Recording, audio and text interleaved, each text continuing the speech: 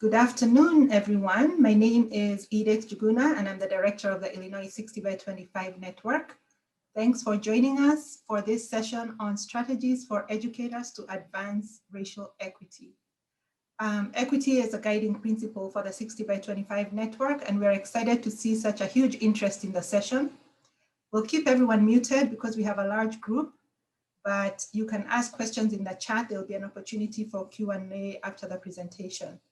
We are very fortunate to have Dr. Decoteau Irby, who will lead us in this session. He's a professor of educational policy studies at the University of Illinois in Chicago, and you can learn more about his background and his work on the conference website. And now I will turn it over to you, Dr. Irby. Great, thank you. I'm gonna pull up my screen, folks, just so you all see my presentation.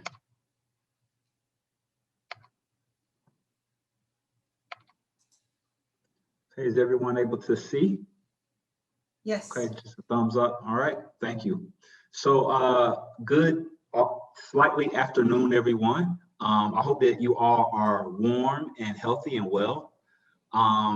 Thank you, Edith, for inviting me to participate in today's conference. And today I'm going to be presenting on the topic, Curated White Racial Discomfort, a resource for equity change in schools. And so this is going to be slightly interactive and conversational. I'm mindful of Zoom fatigue, and so I don't want to lecture the entire time. So I'm going to be asking you all to be engaged. So if you have a pencil, or maybe if you want to type, if you could please grab that and make sure that you have something that you can write or type on. We're going to be doing some reflective activities over the course of today. Again, my name is Decoteau Irby, and I'm an associate professor of Ed Policy Studies at University of Illinois Chicago. And I very much am looking forward to spending the next hour with you all.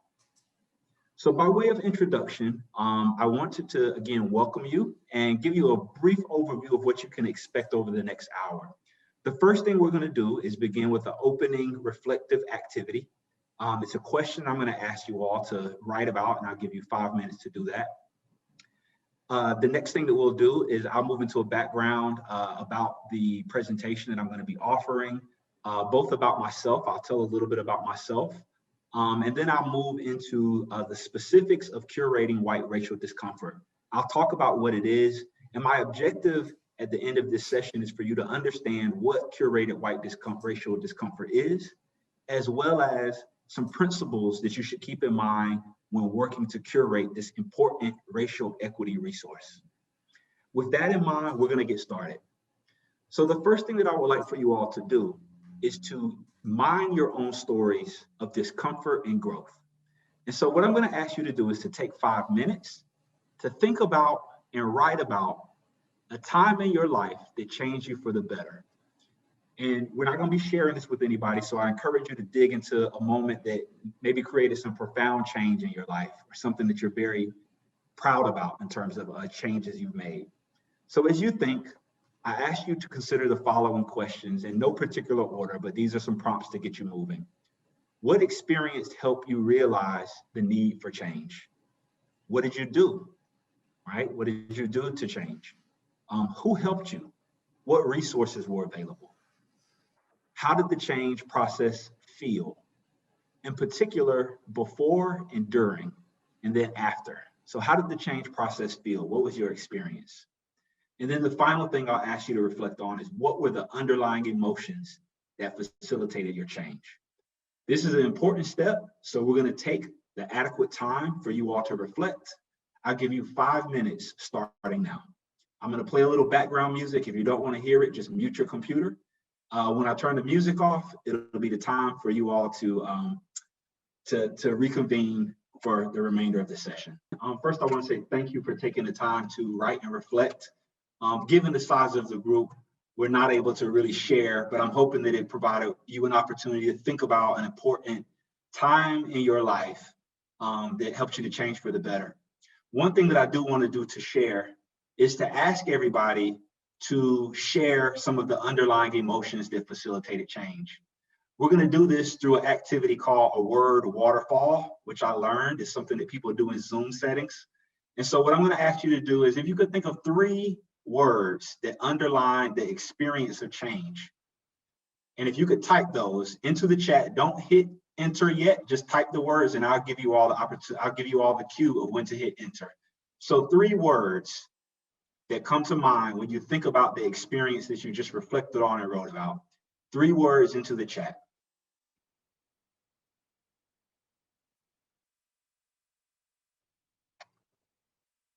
Okay. All right, and I'm gonna count us down, and if everybody could hit enter so that we can all see the different kinds of experiences that people experienced. All right, 5, 4, 3, 2, 1, go.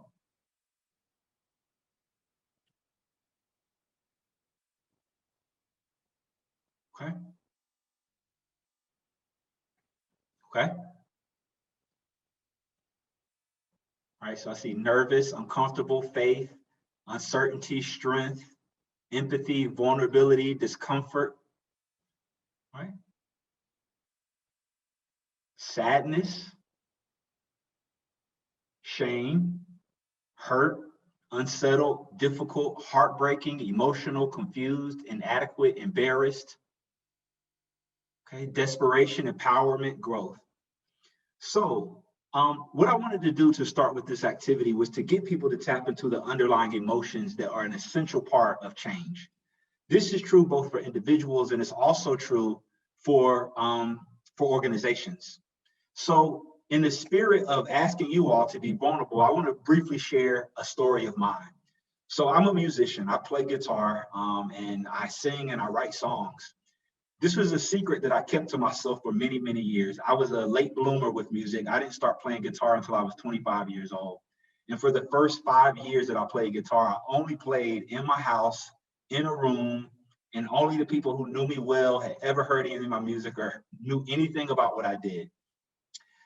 In 2010, I moved from Philadelphia to Milwaukee, Wisconsin. And in the process of moving, unfortunately, the movers or something happened where I lost a hard drive that had 5 years of music that I had compiled and that I had written. I don't know how to write music. And so the main way that I understood the music was to actually have recordings of it. So I lost all of that information and I was devastated and I was sad. But I realized at that moment that I really wanted and needed to make sure that I was able to use the music and share my music with people beyond myself and my immediate friends. And so I never will forget that one time I decided that I needed to go out and I needed to play at an open mic. And when I did that, it was probably the most terrifying experience that I stepped into purposefully in my adult life. I can remember that when I was on the stage, I was like, my hands were literally shaking, like my body was shaking when I was performing. My voice was shaky, but at the end of it, the cool thing was is that people applauded me, they clapped, and nobody booed. I had all of these images in my head about what will potentially happen if I put myself into this situation. But the discomfort and the growth that came from it was essential and necessary. And so what I want to talk about today is the importance of schools and organizations creating the kind of learning context that give white folks in particular an adequate amount of discomfort and cognitive dissonance and emotional dissonance that allows them to actually be able to change and grow. And so the concept that I use to capture what this actually means is called curated white racial discomfort. And I put curated in front of white racial discomfort because I've identified that there's multiple different ways that people experience racial discomfort, and curated is a particular kind. It means that you have the resources and supports around you to help push you through a particular kind of discomfort. It means that you have the audience after the performance, after the discomfort, that can give you some affirmations. It's also intentional.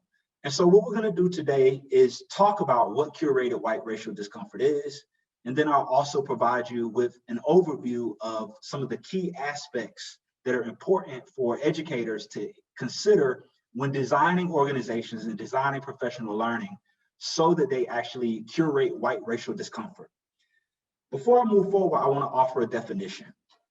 So curated white racial discomfort is what I refer to as racially discomfort learning experiences that are continuous, thoughtfully planned, with the purpose of transforming white educators' personal and collective understandings of race and racism. The main argument that I like to make and why it's important to present this particular concept is that I found that what is required in schools in order for Black and brown students to really get the educational benefits that they need is that white folks have to be ready and sustain being in a place of racial discomfort. This is, in some ways, it flies in the face of what we see in conventional kind of race neutral change management and school improvement research and practice. And so what we see is an overemphasis, I will argue, on psychological safety. Now, one of the things that's important is that it's not that psychological safety isn't important. It's that psychological safety and creating environments of psychological safety is inadequate for the kinds of equity changes that white people need to undergo in order to make spaces of learning more affirming and more equitable for Black and brown students. And so with this in mind, I'm not asking you to say that psychological safety isn't important. I'm asking you to understand and think about psychological safety as a mere piece of a broader spectrum of things that are required, one of them being racial discomfort. And so in other words, psychological safety is part of a more broad and expansive, meaningful whole. It's no coincidence that most of the school improvement literature and most of the folks who argue for change based on psychological safety happen to be white people. All right, so I'm gonna let that sink in. The vast majority of people who have given us the theories about how to actually cultivate change in organizations based on creating conditions of psychological safety are white people who benefit immensely from the psychological safety of the status quo that currently exists. So what I want to do today, while I have this brief moment of time with you all, is make the argument that we don't only need psychological safety, but we need high and sustained levels of white racial discomfort if we want white people to actually grow and change. Now, as we did the word waterfall activity, people probably saw the different list of different kinds of emotions and different kinds of experiences that people wrote about. And so what I want to argue is that that is some evidence in and of itself. If you think about the moments when we've seen profound change, there are always moments in particular where white people in a racist society experience racial discomfort. This could be the Civil War. It could be Reconstruction. It could be the Civil Rights Movement. We could also think about moments of discomfort in the contemporary times. 2020 was a moment where a lot of white people experienced racial discomfort. We've seen that manifest, but what I understand and what I want to argue is that what will emerge from that discomfort will be well worth the discomfort that people experience. Okay, so with this in mind, I want to move us forward to talk about where these ideas actually stem from. So I want to jump back a little bit and talk some about the genesis of these ideas. So most of these ideas can be found in the book, Stuck Improving Racial Equity in School Leadership. It's written by myself. I have to give myself a plug. It'll be published by Harvard Education Press in the coming months, late summer or early fall. And so what I'm going to be talking about today stems from one of the chapters in the book that is called Curated White Racial Discomfort, and it's chapter 2 of the book. So in order to write this book, I conducted a research study, a participatory research study that lasted for 6 years with a large racially diversifying suburban school. It serves about 1,600 students, and over time their school became increasingly racially diverse. And like many school leaders and like many organizations, they started to call in people who were consultants to really start to help them try to figure out how to improve the school so that it would benefit and affirm Black and other students of color. So when I went in, they pretty much asked me, like, what can we do? How can we help? How can we improve? And the honest answer was that I don't really know how to help you all improve, but I'm willing to support you all and be a resource and a thought partner throughout your journey of trying to answer that question for yourselves. And I would like to research and learn from you all as part of that process. And that's where the book comes from. And that's also where what I'm going to be talking about today comes from. So many of the examples that I talk about stem from me studying this large school organization of about 160 adults working in teams, working collectively over the period of 5 years to try to improve their school so that it would benefit the increasing number of Black and brown students that now attend the school. In 2018, I withdrew from the field and I began to do retrospective research. So I basically conducted interviews with the administrators, the teachers, and the staff, and asked them what were the most profound things that happened over the course of that 5 years that catapulted you to another level of organizational equity for students of color. And a lot of them mentioned the things that were the most difficult, the most discomforting, and the hardest things. Many of them said that some of the work that they underwent at the school over that 5-year period were some of the most difficult professional experiences of their lives. But they named those as the things that were the most consequential and important for who they were and what they were doing today. So with that in mind, I'm going to give you a quick overview of where this idea of curated white racial discomfort fits into the overall argument and ideas that I'm presenting in the book. So I'll argue that there's something within organizations called organizational racial resources.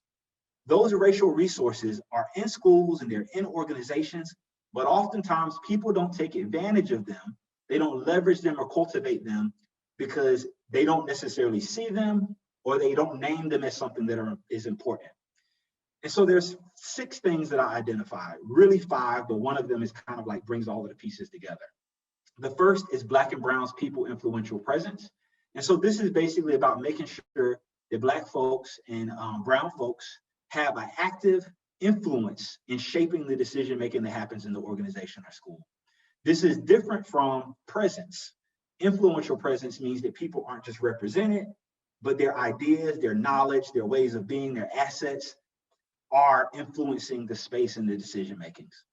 Chapter 2 focuses on curated white racial discomfort, which we're going to talk about today in detail. So I'm going to move past that one. Chapter 3 focuses on this idea of courageously confrontational school cultures. I distinguish confrontational school cultures, courageously confrontational school cultures, from ones that are either congenial and from ones that are collegial. I'll argue that there's another level of school and organizational culture that's required to confront the violent conventions of white supremacy. And school communities that are able to learn and to develop the capacity to be courageously confrontational, which means being confrontational with the ideas and the practices that that manifest and advance racism as we know it, are the things that we should be confronting. And that takes a particular kind of organizational and school culture. The fourth is the idea of collective awareness of racial emotions and beliefs. And so some of what we got into in this activity is a way for people understanding what are the emotions and beliefs that underpin our racial identities. And so, for example, how do we feel about things like meritocracy? How do we make sense of things like justice and those sorts of things? And how are these related to our racial past, as well as our racial, current racial experiences and upbringings? Finally, chapter 5 focuses on the concept of race-conscious inquiry cycles. And this is a leadership process that asks us to put issues of race and racism and our commitment to dismantling race and racism at the very center of all of the continuous improvement equity work that we do. And chapter 6 wraps everything up with this idea of stuck improving, which basically means that you know, once you're stuck improving, that racism and white supremacy is always at work, both literally and figuratively. This is an illustration of the different pieces of the racial organizational resources that are important. And so, as I mentioned, just as we think about the idea of organizational resources for any kind of change, it's important to think about racial resources as what we need to be leveraging to create racial equity. And so in the same way, a school that doesn't have a high level of mathematics literacy, you need some math people who understand math, you need math standards, you need data collection systems and practices if you're going to be able to improve mathematics instruction. What I argue is that there are capacities that, if they're present, allow people to do racial equity improvement work at a higher level, at a more powerful level than if those resources are dormant or if they aren't cultivated within the school. And this image focuses on what those are and puts them in a constellation of ideas that are related to one another. And so I'll give everybody a moment just to look at the screen. I know I'm talking a lot and it might be information overload. So just for the sake of letting it sink in, I'm going to give everybody about 30 seconds just to look at this particular slide. And then I'll give you another 30 seconds that if you have any questions at this point so far, I won't answer them now, but I'll ask you to jot them down and put them either into your own writing or into the chat for our consideration towards the end of the session.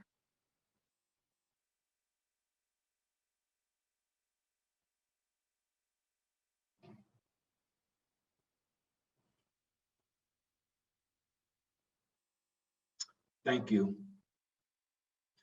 So for the remainder of the presentation, what I'm going to do is I'm going to go into more depth into this one element of the racial resources called curated white racial discomfort. As a reminder, curated white racial discomfort refers to racially discomfort learning experiences that are continuous and thoughtfully planned with the purpose and intent of transforming white educators' personal and collective understandings of race and racism, as well as their role in it. With this in mind, I'm going to go through 5 principles that are important to consider as you design the kind of professional development and learning opportunities that create the conditions that curate white racial discomfort. These are active, and these principles are to make the professional learning active and critically reflective, continuous, compounding, and coherent, oppression conscious, proximal and devastating, and dual focused to benefit both students as well as the adults who are engaged in the learning process. And I'll talk about, as we go through this process, some of the tensions associated with this particular approach. The first thing that I want to talk about is that the professional learning in principle should be active and it should be critically reflective. And so what this means is that educators should be invited to learn about racism through the practice of undoing racism. And in this slide, I've bolded the idea of practice. And so what this means is that the practice should be at the forefront of what you are asking adults in schools to do to get better. Now, I want to just mention that one of the ways, and maybe you all have experienced this, is that consultants, I used to do this 10 years ago. I would go in and I would start immediately talking about beliefs. Here's what you want you to believe.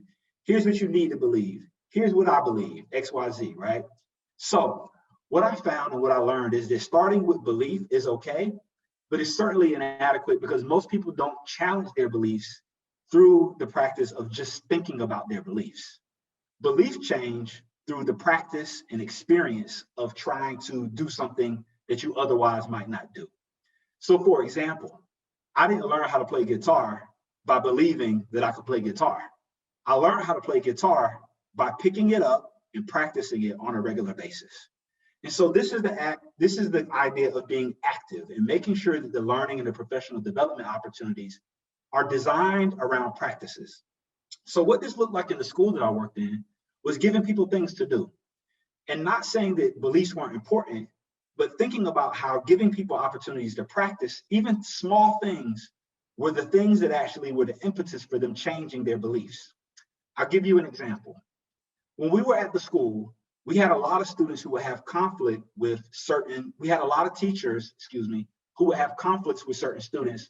And these conflicts typically, and in most cases, fell along lines of race and also along lines of gender. So what we would do is if we had a student, say, for example, Jamal, we wouldn't ask those teachers to just believe in Jamal, right? You have to change how you think about Jamal. What we would ask them to do is to do and engage in a practice in relationship to Jamal over an extended period of time, let's say 2 weeks. So we would be in a professional learning opportunity and we would say, we want everybody to think about a student who, to be frank, kind of gets on your nerves and you kind of feel good when they're not there. Most educators don't want to admit that those students are in their classrooms, but they're there. All right. So what we would ask these teachers to do, we would give them many challenges to say, we want you to practice giving Jamal an affirmation every time you see him for 2 weeks. And each week, we want you to call Jamal's mother to talk to her about positive things that Jamal is doing. All right. Y'all see how this is a practice. We haven't asked the teacher to believe in Jamal yet. We're asking the teacher to interact and relate to and treat Jamal differently than what they have. So this is putting a practice in front of the belief. We would ask people to do that for a period of 2 weeks, sometimes 3 weeks, 4 weeks, and then we would ask them to come back and talk about their experiences. Overwhelmingly, people begin to realize that it's not about what I think about this person. I have to interact and practice in a different way. That interaction and practice with this particular student or with this particular colleague or with this particular instructional approach, the practice of doing it repeatedly over time in small dosages is what's actually going to help convince me that it may or may not work. And in most times it convinces people that they do work. And it may not necessarily always work the way they intended or wanted it to, but typically it gives them the experiential opportunity to understand what they might do differently. And so this means that instead of just believing in this one student, they've learned that the practice of offering affirmations and contacting parents and offering positive feedback becomes a mechanism through which then they become to challenge their own beliefs. So what I'm giving you is an example of how active and critically reflective professional learning could look around issues of race and racial equity. And it's always important to bring the learning and the experience back to the larger group for consideration, analysis, and critique. This is important because teams then get to share information about here's what I experienced when I tried to, when I gave affirmations. Here's what I did when I gave affirmations.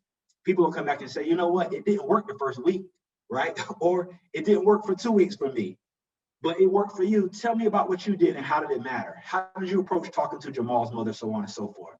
So this interaction between the adults in the building is essential and critical to make sure that the collective benefits from the learning experiences of the individuals. The next piece is that the learning should be continuous, compounding, and coherent. And so this means that the design of the professional learning should be built on previous experiences. And those experiences can be positive experiences or experiences that people don't feel are very positive. So if someone has had an instructional approach that they've been, saying that they should do and they want to get better on it, and they've been kind of failing at it, it's okay to give them the experience, to say we want to build on this experience of something that you've tried, and we want to continue to kind of work with it. And so we also want to think about designing the learning across different domains, so classroom, team meetings, as well as out in communities as well. So it's important that people focus on identifying the areas and the points where they're stuck and getting people to work on the areas where they felt they can't, improve, or where they feel stuck in terms of their improving, is the place where you can find the most consequential, far-reaching, and powerful breakthroughs. And typically these coincide with racial discomfort, problems, and areas for new learning. So this means that you're not asking people to do PD based solely on the things where they've experienced success. It means that if there's small teams of people who I haven't had success with, a particular instructional approach. Let's say, for example, grouping, right? Creating groups or heterogeneous groupings, for example. My classroom has been homogeneous, and I've put people into groups based on their ability levels. And we know from the research that a more equitable school learns how to do grouping in heterogeneous groupings so that the students have the ability to build off of one another's talent, strengths, and expertise, despite how they're perceived in terms of their abilities. So someone might have, a school community might say, we haven't had success doing that. And so the biggest bang that you get for your buck is to focus their attention on continuously improving what the heterogeneous groupings actually should look like, and really getting them to focus on that piece in particular, right? And so there's a lot of discomfort associated with doing that. And that's the area where you're going to actually have the most consequential learning that actually will be happening and taking place. What I've seen in many classrooms is that educators of color have a higher capacity and ability and skill to be able to do that kind of heterogeneous grouping than, for example, white educators who might, go towards and might lean towards creating homogeneous groupings, for example. And so this again becomes an area of intense discomfort. Oftentimes it is experienced at a much higher level by white folks who are working to benefit Black and Brown students. Again, focusing in on that particular instructional practice is a practice-based thing, not asking people to believe that the heterogeneous groupings work, but to practice making them work which then alters and changes the belief system. Oppression conscious. So this means that we're inviting educators to learn through hearing, dissenting, and contradictory views, disagreement, and engaging in what I call productive conflict. And so this means that there's ways to disagree. There's ways to dissent. And so some of the strategies that we use to do this is that we ask people for dissenting views. The typical approach in organizations is that people tend to move towards consensus in ways that squeeze out dissenting opinions and views. Too often, the dissenting opinions and views that get squeezed out, the contradictory and disagreeing views that get squeezed out, happen to be Black and brown folks dissenting of views, as well as students dissenting and contradictory of views. So again, in terms of practice, making sure that you create the kinds of routines and practices that allow for those views to emerge and for those views to be wrestled with. Now, a concrete example again of what this actually looks like is most people have structures in place to ensure that you're on time and that you stick to an agenda. So you might go into a meeting, and in that organization or in that school, you have a timekeeper, you have a redirector, and you have a note taker. Most organizations don't have an equity keeper. Okay? That's a very simple thing that you can build into the organization, throughout the organization, is that we're going to have a timekeeper, a redirector, a note keeper, and finally an equity keeper. The equity keeper's responsibility is to engage in the practice of making sure that there's equitable representation of different ideas and voices, even when they're dissenting and contradictory or disagreeing. Okay? This is important. Not having an equity keeper means that this person has to take a personal risk to intervene into the conversation. By creating a very simple change in practice, assigning an equity keeper, that gives this person the permission on an ongoing basis as a matter of routine within the organization to always bring up issues of equity. Okay? So this is important because having this person, not having this person means that they're going to be to the wayside. Having this person means that there's an opportunity always to bring up issues of race, to bring up issues of gender, to bring up issues of racism, because the organization invites and welcomes that kind of engagement through the very small practice of assigning an equity keeper at the beginning of a meeting. Okay? So I'm giving you all some small things that I'm hoping that you all will take away with you. One of those is create an equity keeper role in your organization and in your meetings.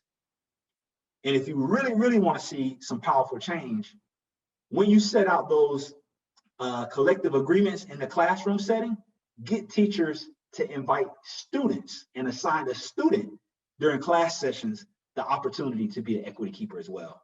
And you'll be amazed what can come out of creating that one small little change and what kind of conversations that actually engenders when it's actually welcomed and invited in the process. The third, this next thing is one that is really exciting, that is a little bit more difficult, but it's just so important. And this is one that people in the study talked about just extensively.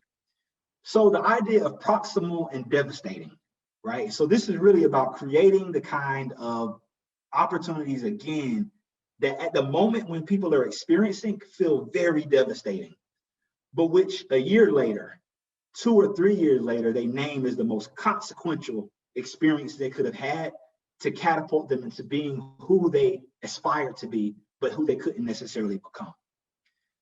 We found 2 important things that are important. Well, really kind of one primary thing that was really important in terms of cultivating this. And I can't underscore this enough. Place a primary emphasis on studying and analysis of homegrown, that means local, in the school, in the classroom, in the community, testimonies, vignettes, and stories. Basically what this means is that there's no case study anywhere that is a better case for exploring issues of race and racism and how to dismantle it and how to learn from it than the actual testimonies, vignettes, and stories that happen in your local setting.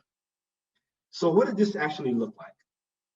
it meant that whenever we did professional learning with this particular school, is that we mined in the same way that we started this workshop session off. We begin to mine for what are the stories, what are the episodes, what are the vignettes, what are the things that are happening in the current moment. And we use those things as our case studies. Now, this is risky, this is dangerous, and this is where the idea of curating white racial discomfort is really important. This means that people in the school are talking about real issues that happened 2 weeks ago, right? Not that happened 5 years ago, not that happened 10 years ago. Sometimes that's appropriate if we're looking at the history, but many of the most powerful learning opportunities were bringing into the professional learning spaces the things that happened within the past 30 days.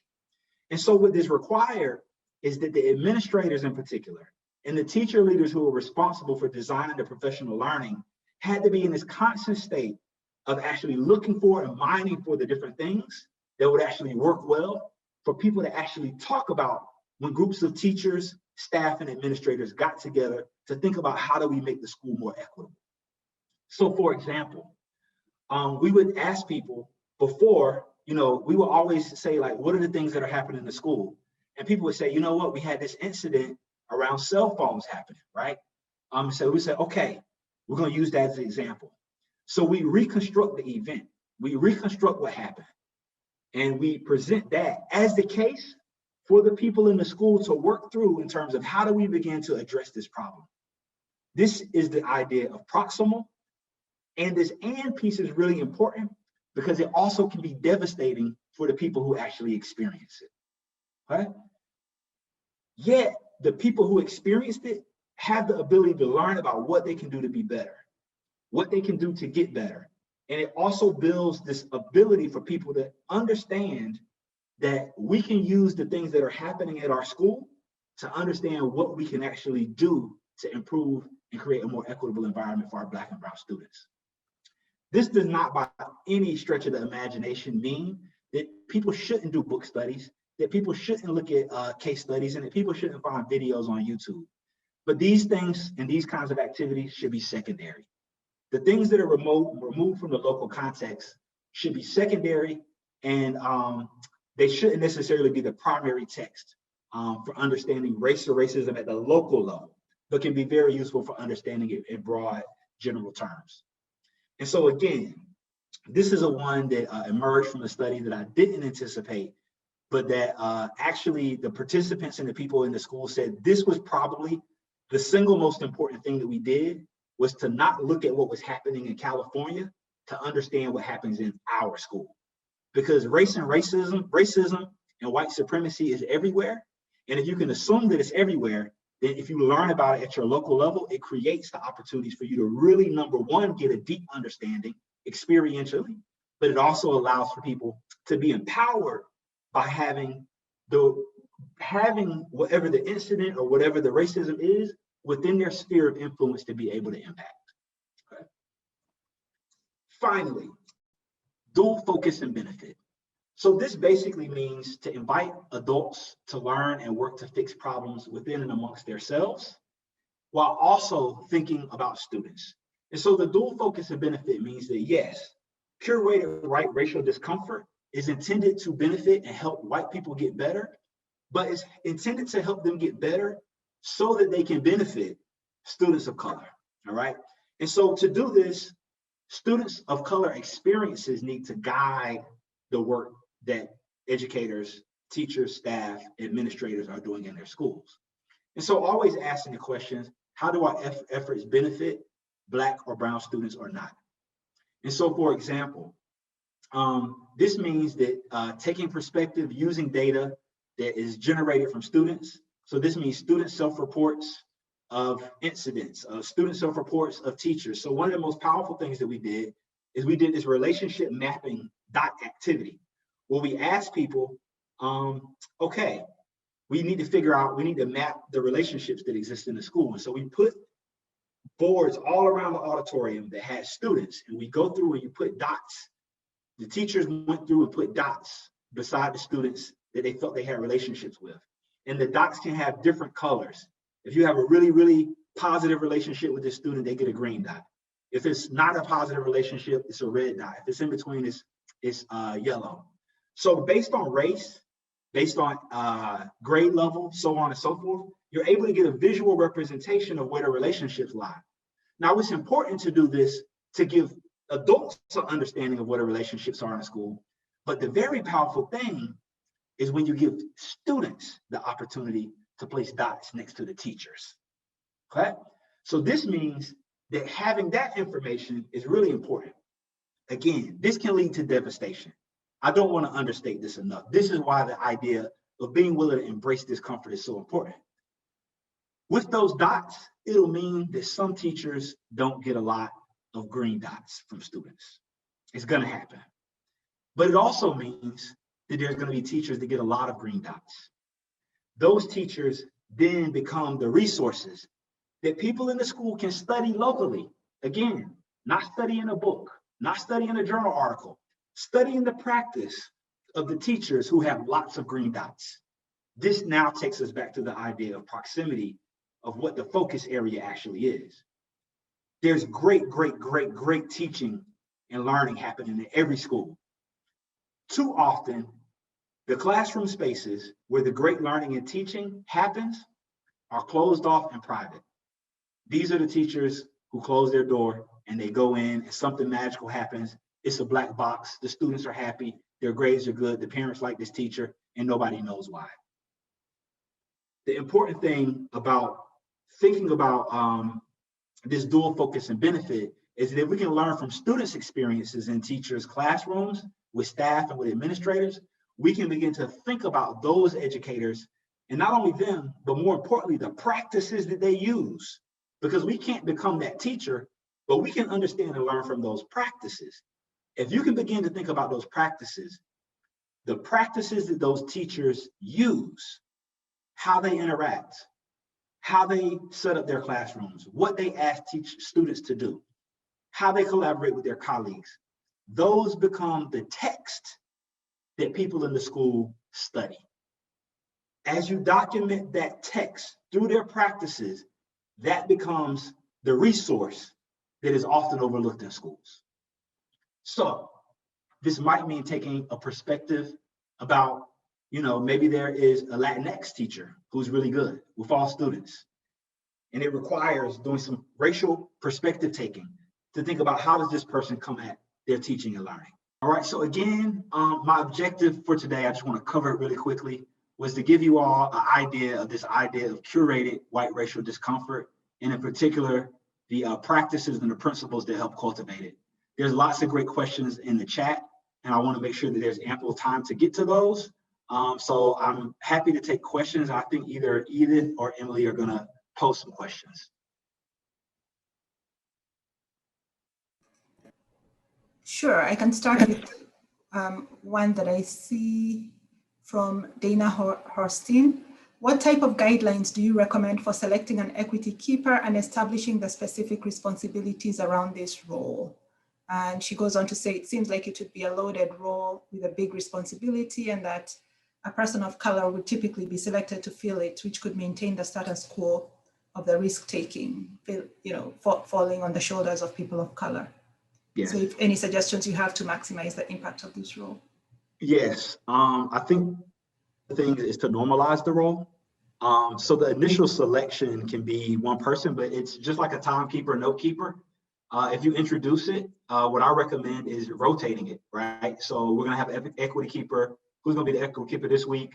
Next week, who's gonna be the equity keeper, so on and so forth, to rotate the role so that everybody has the opportunity to experience what it's like. What I've found is that people typically, they kind of just need the permission. And again, this is an idea of putting the practice in front of and ahead of the actual belief, because it's very simple, right? A lot of this stuff is like just very simple. Your role and responsibility in a meeting is to make sure that there's equity of voice and that different voices have been represented, including voices that aren't necessarily at the table. Student voices, for example, parental voices, for example.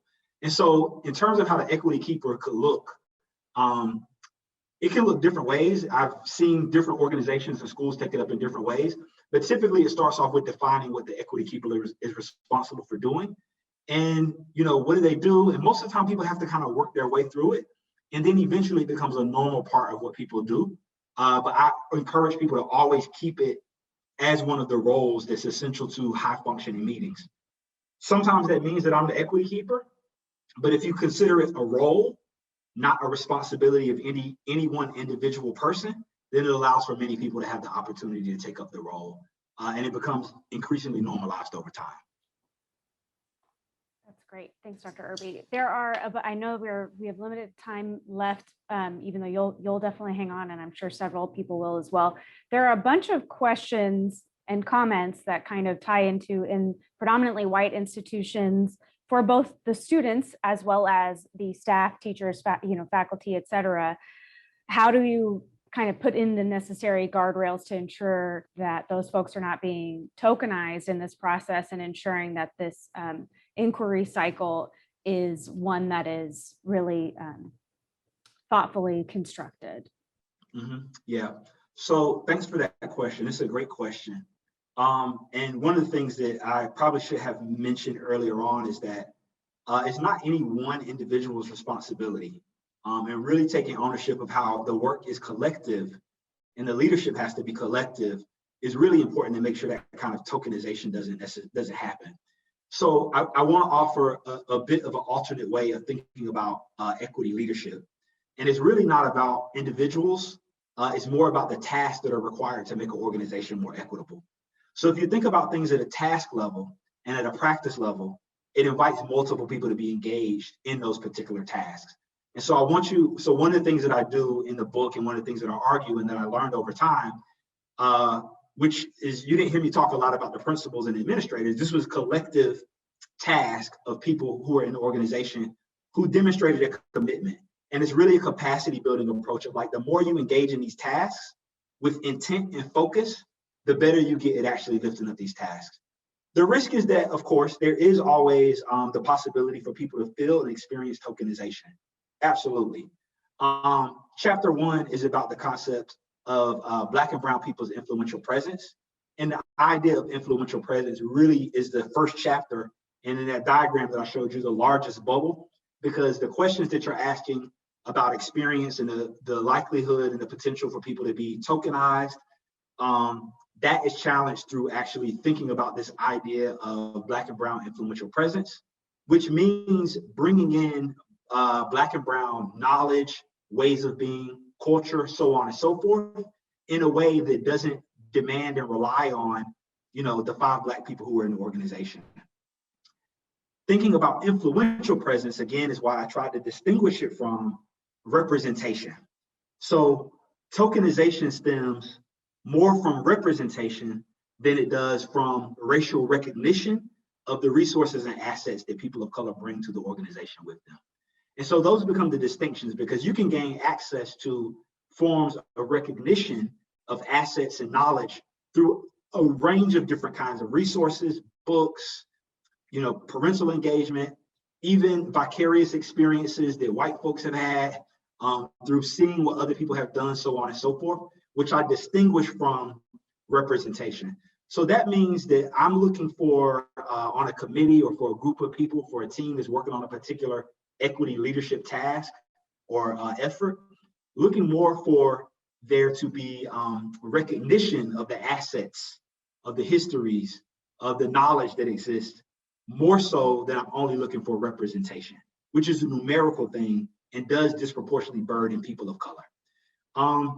In the ideal world, you want to be working towards both representation and racial recognition. And so I hope that kind of clarifies and answers that questions. Again, all of this is a risk. All of this is a risk. And I don't ever want to minimize or suggest that it's not. There's also a risk of the status quo. And I'm always talking about holding the dual commitment to recognizing both the risk of doing things differently and how that also, but also holding up the risk of doing things the same. There's inherent risk in both of those. And so the calculus is, which one of these do we want to engage in? The difference in terms of what we empirically know is we know what we get when we do the same thing. We get what we have. When we take the risk of doing something different, at least we create the possibility of something different happen. And again, it becomes this calculation that, again, as I just presented, I found in my research that doing something differently typically will benefit the collective of Black and brown folks more so and to a higher level than it will for white folks if you're very intentional about these different kind of racial resources. I've only isolated one, so I do want to recognize that. So thank you for the question. I wish I could see everybody. Let me stop sharing my screen so I can see folks. There's one more question. Well, there's a lot of just really great back and forth in the chat box. So thank you to everybody for being a part of that conversation. That's really exciting. There was definitely also a question about sort of if and how you see these lessons as relevant to folks in higher ed as well. We know some of the folks on the line here are in post-secondary institutions or work closely with them. Yes, I think that there is quite a bit that is relevant. I'm a researcher, so I try to stay close to the empiricism. I don't have evidence of how any of the practices that I've talked about and described will work in a higher education setting. I don't imagine they would be different, but the structure of higher ed is certainly different. The power differentials are certainly different. I anecdotally know from my own university that some of the stuff works well. So for example, in my own research teams, we have an equity keeper. We've also given things like mini challenges, some of the things that I've talked about, but I haven't in a systematic way studied the impacts of how this particular approach to organizational improvement will look like at a higher education setting. That's something that I would be interested in learning if anyone would be willing to partner with me so I could figure out what this looks like at higher ed. We need it at our university as well.